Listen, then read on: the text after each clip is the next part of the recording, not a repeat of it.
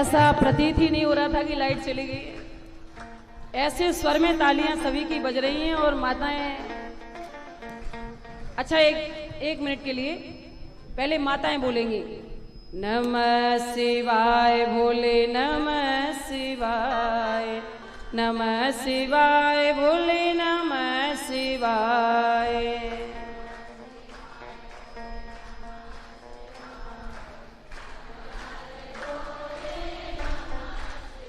अब आप मौन हो जाइए। अब हमारे पुरुष वर्ग, हमारे भाई और बुजुर्ग बोलेंगे किसकी ज्यादा आवाज है, किसका स्वर अच्छा है। नमः शिवाय, बोले नमः शिवाय, नमः शिवाय, बोले नमः शिवाय। बोलिए, बहनों से आगे निकलने का अपने को। माताओं की ही जीत होगी, क्योंकि ये माताओं का देश है। यहाँ भारत माता, गंगा माता, गीता माता, गायत्री माता, गौ माता, और हमारा देश ही एक ऐसा पावन पवित्र देश है जिसको माता के नाम से संबोधित किया जाता है। कभी आपने सुना कि जापान माता की जय, अमेरिका माता की जय, इंग्लैंड माता की जय, चीन माता की जय? नहीं सुना ना? क्या बोलते हैं? भारत माता की।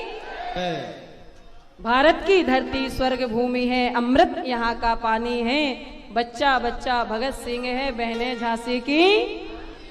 नमः शिवाय, बोले नमः शिवाय, हरे हरे बोले नमः शिवाय, नमः शिवाय, बोले नमः शिवाय, हर हर बोले नमः शिवाय। नमः शिवाय, बोले नमः शिवाय, हरे हरे बोले नमः शिवाय। नमः शिवाय, बोले नमः शिवाय, हर हर बोले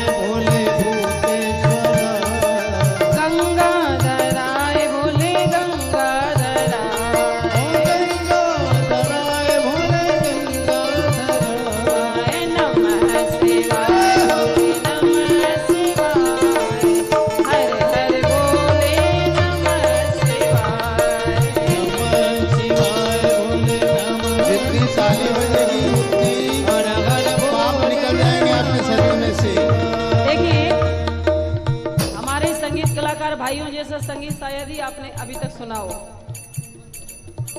ऑर्गन पर मेरा साथ दे रहे हैं हमारे भैया सम्माननीय श्री एकदम साधु स्वभाव के भैया श्री रामेश्वर दुबे जी शर्मा जी, और तबले पर मेरा साथ दे रहे हैं भैया हरीश विधुआ जी। अगर मन से तबला बजा दें तो व्यक्ति भूल ही नहीं सकता जीवन भर, और जितनी बार कथा होगी उतनी बार यही कहेंगे विधुआ जी को बुला लो भैया।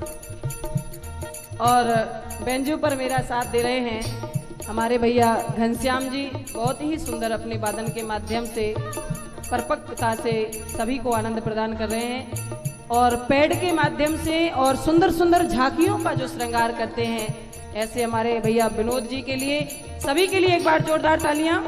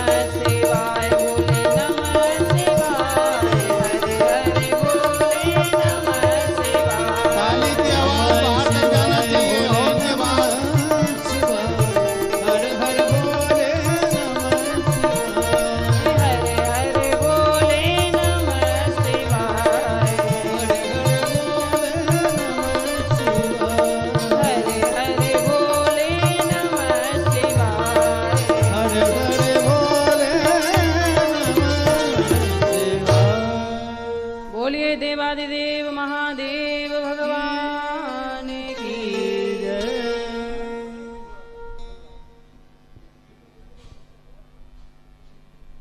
देखिए, आप सभी के सहकार से गुना निवासियों के प्रेम और भाव के कारण इस कथा का आयोजन दीदी श्री किशोरी देवी जी के माध्यम से आप श्रवण कर रहे हैं। आज चौथा दिन है और 4 दिन के अंदर आप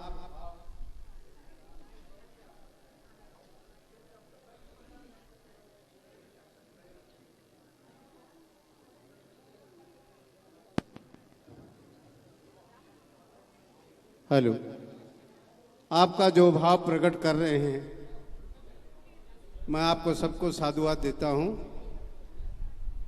और विशेष तो श्रीमती चंद्रकांता सुभाष चंद्र जी चौरसिया परिवार, स्नेहीजन और बाहर से पधारे हुए मेहमान श्री। दूसरी बात, आज भगवान कृष्ण का जन्म है और जन्म के साथ साथ उनको गायें बहुत प्यारी थी। तो भगवान का जन्म होगा वो तो निश्चित है। उन्हें समय नक्की कर रखा है कि मेरा जन्म गुना के अंदर जय स्तंभ चौराहे के पास में होने वाला है। तो आप सभी से निवेदन है कि यहाँ से गायों के लिए कुछ झोलियाँ फिरेगी और 2 माताओं को मैं निवेदन करता हूँ कि ये झोली ले जाएं, पर ये झोली खाली रहना नहीं चाहिए, भर जाना चाहिए, ऐसा मेरा आग्रह है। दूसरी बात, भगवान का जन्म हो और यहाँ साफे भी आए हैं, भगवान को पहनाए जाएंगे और मुख्य यजमान श्री को भी पहनाएंगे। तो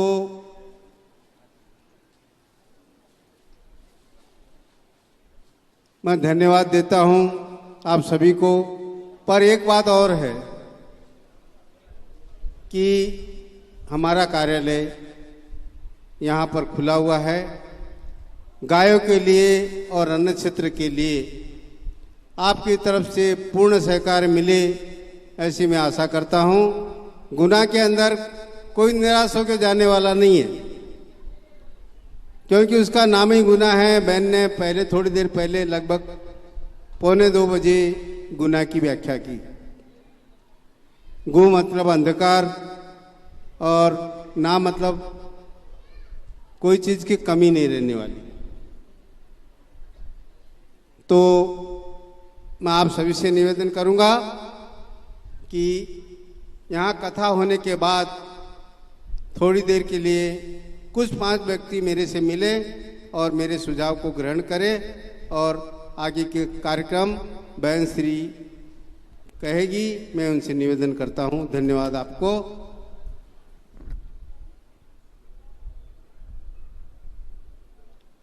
बोलिए भक्तवत्सल भगवान की, श्री बाके बिहारी लाल की। भोले बाबा के सामने जो विष का पात्र लेकर के देवता पहुंचते हैं, भोले बाबा ने ततः कर्तली कृत व्याप हाला हलम विषम अभक्षयन महादेवा कृपया भूत भावना। देवताओं पर कृपा करके आज भगवान ने उस हलाहल विष को सभी देवताओं ने मिलकर के देव देव महादेव भूतात्मन भूत भावन त्राहिणा शरणापन्ना त्रैलोक दहनाद विषाद। हे देवादिदेव महादेव प्रभु, देवता विष का पात्र लेकर के भोलेनाथ के पास ही क्यों गए? कहीं और चले जाते, इतने देवता हैं किसी के और के पास चले जाते।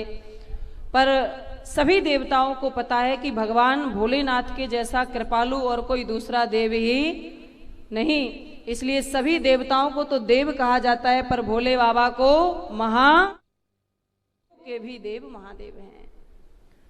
तो कृपा करके जैसे ही देवताओं ने प्रार्थना की तो भोलेनाथ ने आज वह विष का भरा हुआ पात्र अपने हाथों में लेकर के और पान किया।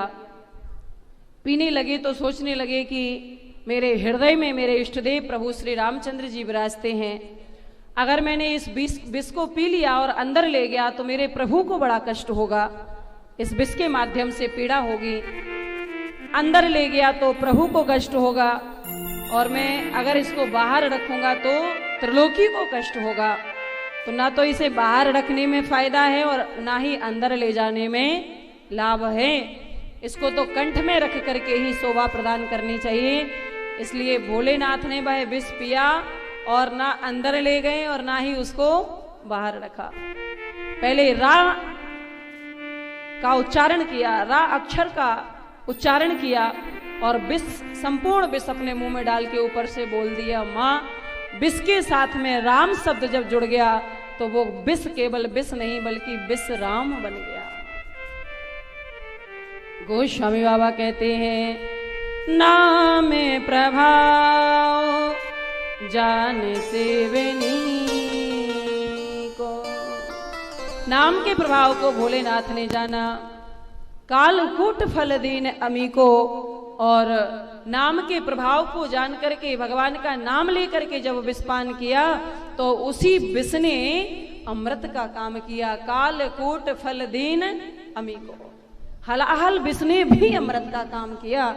यच्चकार गले नीलम तच्च साधोर विभूषणम, विष को जब अपने कंठ में रखा तो कंठ पड़ गया नीला। और तभी से हरिद्वार तो सभी गए होंगे, कौन कौन हरिद्वार गए हैं?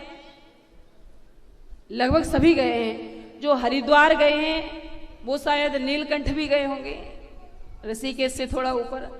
तो नीलकंठ भगवान का जो हम दर्शन करते हैं, भोले बाबा का नाम नीलकंठ तभी पड़ा था जब विष को अपने गले में धारण करने से, कंठ में धारण करने से उनका कंठ नीला पड़ गया।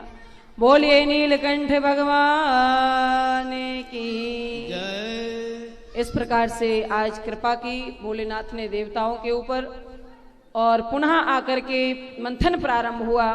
तो अब की बार एक हविरधानी गाय का प्राकट हुआ, और गाय जो निकली तो गाय ब्राह्मणों के लिए, संतों के लिए दे दी गई, क्योंकि संत जो हैं वो नित्य अग्निहोत्र करते हैं और गाय का जो मूत्र है, गाय का दुग्ध है, गौघृत है, ये सब चीजें पंचगव्य के काम आती हैं।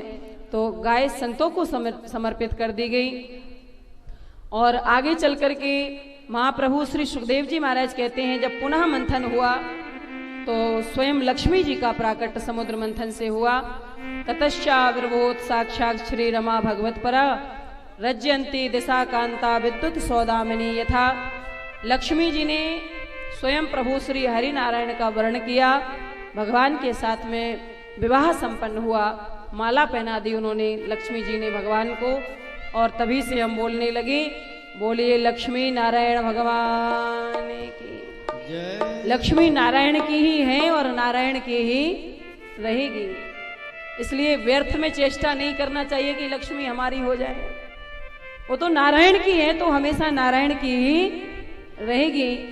तो आज भगवान को लक्ष्मी जी ने अपने आप को समर्पित किया। और भी ऐरावत हाथी निकला जिसे इंद्र ने ले लिया, उच्चैश्रवा नाम का घोड़ा निकला, बलि ने ले लिया, और एक कौस्तुभ मणि निकली जिसे प्रभु ने कंठ में धारण कर लिया। और फिर आगे चल करके कुछ अप्सराएं, कल्प वृक्ष निकला जिसे स्वर्ग में स्थापित कर दिया गया। और बाद में बारुणी मदुरा शराब का भी प्राकट्य समुद्र मंथन से हुआ जिसको दैत्यों को समर्पित कर दिया गया। आगे चल करके स्वयं धन्वंतरी भगवान, धन्वंतरी ऋतिख्यात आयुर्वेद द्रगज्य भाग, आज स्वयं धन्वंतरी भगवान जो आयुर्वेद के प्रचारक हैं, अमृत का कलश लेकर के जैसे ही प्रकट हुए तो धन्वंतरी भगवान के हाथों में से अमृत का कलश छीन करके दैत्य 1 2 3 हो गए। जब राक्षस अमृत का कलश लेकर के चले गए, तभी भगवान ने मोहिनी रूप धारण किया। जिस मोहिनी रूप को देख, ऐसा सुंदर स्वरूप, प्रभु तो जो चाहे सो बन सकते हैं, ऐसा सुंदर स्त्री का रूप बनाया। भगवान सुअर भी बन सकते हैं और एक स्त्री भी बन सकते हैं, नरसिंह भी बन सकते हैं, जिसका चाहे उसका स्वरूप बना सकते हैं। तो भगवान ने आज मोहिनी का सुंदर स्वरूप बनाया, जिसको देख करके भगवान भोलेनाथ भी आसक्त हो गए। और संपूर्ण दैत्यों ने देखा तो अमृत का जो कलश था वो उन्हीं के हाथों में सौंप दिया। आपस में दैत्य लड़ रहे थे, अयम पूर्वम ना त्वयम ना त्वयमिति प्रभु। वो कहता था पहले मैं पीऊंगा, वो कहता नहीं नहीं पहले मैं पीऊंगा। और मोहिनी भगवान ने नजदीक जाके, भैया लड़ क्यों रहे हो, क्या बात है? अरे ये अमृत को लेकर के लड़ाई झगड़ा हो रहा है। देवी एक काम करो कि आप ही यथा योग भाग बना करके हम सब में इसको बांट दो।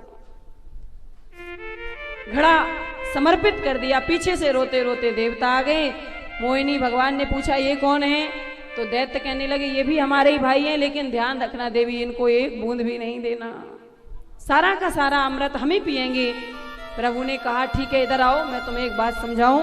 और एक तरफ ले जा करके दैत्यों को कहा देखो इस घड़े को मैंने खोल करके देख लिया है, इसमें ऊपर पतला पतला पानी पानी है और नीचे गाढ़ा गाढ़ा अमृत है। अगर आप सब कहें तो लड़ाई झगड़ा भी नहीं होगा, लड़ाई करने से भी बच जाओगे। और ऊपर का पतला पतला पानी पानी इनको पिला देता हूं, नीचे का गाढ़ा गाढ़ा अमृत बढ़िया बाद में फुर्सत से आपको पिलाऊंगा। दैत्य मोहित हो गए थे और भगवान ने जब समझाया तो मान गए बात को। और जैसे ही पंक्तिबद्ध करके सभी देवताओं को बिठाया और अमृत पिलाने लगे, तो एक स्वर भानु नाम का दैत्य बड़ा चालाक था, जो सूर्य और चंद्रमा के मध्य आकर के बैठ गया। जैसे ही भगवान विष पिलाने लगे तो सूर्य चंद्रमा ने इशारा किया, प्रभु ये तो डुप्लीकेट है, ये असली नहीं, ये तो नकली है, ये राक्षस है, ये दैत्य है, ये देवता बनके देवताओं की पंक्ति में आ गया।